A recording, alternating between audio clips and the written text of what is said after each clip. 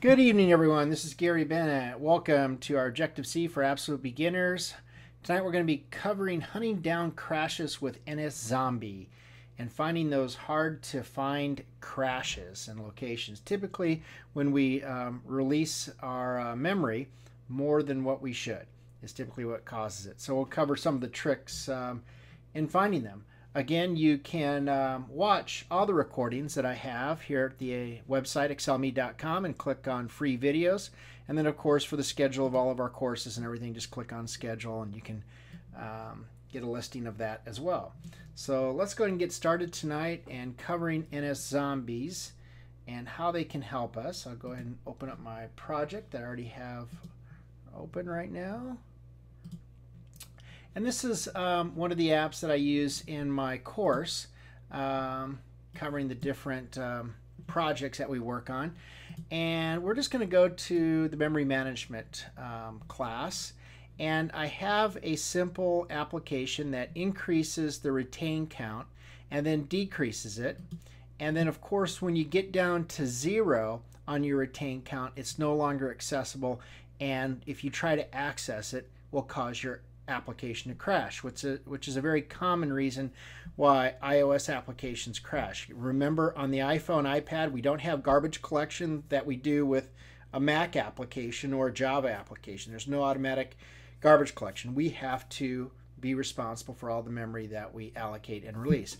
So here we're going to decrease the retain count down to 1, which is still good. We'll decrease it down to 0 and then try to access it again by clicking on it, and will cause our application to intentionally crash. And you've probably seen this a lot, this exec bad access. And you're like, crud, what does that mean? How do I know what happened? And if we look in our output log, we don't get much more help down there. So how you can quickly kind of add some debugging information so you can find where these things happen a little bit easier. This also works well too when we try to access arrays past our boundaries, etc. Is to go ahead and put in NSZombie into our build arguments. To do that, with it in Xcode 4, just go ahead and click on and say Edit Scheme, and then go to the Arguments tab here. And in the Arguments tab, you're going to want to put in there NSZombie enabled equals TS. Okay, that's zombie, not plurals. I always want to put an S in there. It's not no S. Okay. Now you only want to do this when you're debugging. You don't want to send your app to the App Store with NSZombies enabled on. All right. And the reason is what actually is happening when NSZombies enabled is equal to yes is that the app's really not releasing the memory. It's kind of just keeping track of your memory, and when it gets down to 0 reference count, it's still keeping track of that, so it can help you diagnose your application. So you don't want to send that to the App Store, because then you're going to run out of memory typically on your application. The application will crash anyway. So, and also, I don't have NSZombie enabled when I'm doing testing on the iPhone with QA. I want it set to no, because and I don't want any debugging information typically in there, because I want to see how it actually runs when it's going to be submitted to the App Store. Now, if the QA, the person who's testing my app, starts seeing app crashes, then I'll turn it on. I'll give them the application build so I can debug and find out where the issue is. So let's go ahead and turn that on now, set TS. And now let's go ahead and run the application and see what happens. Now remember, we got no debugging information. We don't know where it crashed or why it crashed. Again, typically when you see this, you're accessing memory that no longer belongs to you. So we'll go and stop it and run it.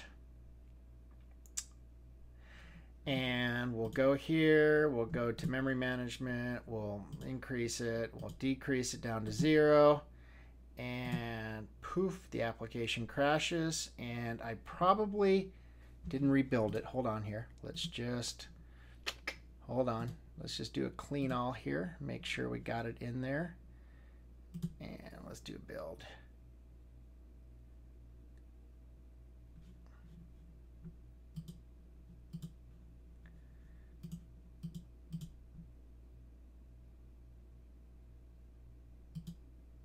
There we go. Okay, do a clean all before when you're switching it from yes to no and adding it. All right, so here we got the actual line that's causing us the excess release. And we can see here in our output that we are doing, we're freeing memory that no longer, we have a reference count that is 0. And so we've over-released it, and now we're trying to access it. And now we know that. We know exactly what's causing our issue. So I always recommend when you're testing your application in the simulator and from a developer standpoint, you leave it turned, NSZombies turned on, and then when you give it to QA or submit it to the App Store, just go in here, say Edit Schemes, and turn it off. And you're good to go. All right, I'll go ahead and take questions from the students that are attending live. I'm going to go ahead and stop the recording. For those listening on YouTube, again, if you'd like to listen to the rest of the recordings, just go to my website and click on free videos, and you can go ahead and watch the YouTube videos. You can go ahead and subscribe if you'd like, and you can attend live as well if you want to attend these live webinars. You'll get a email every Wednesday night from the webinar provider, and with the time for your time zone, so if you can attend live if you like.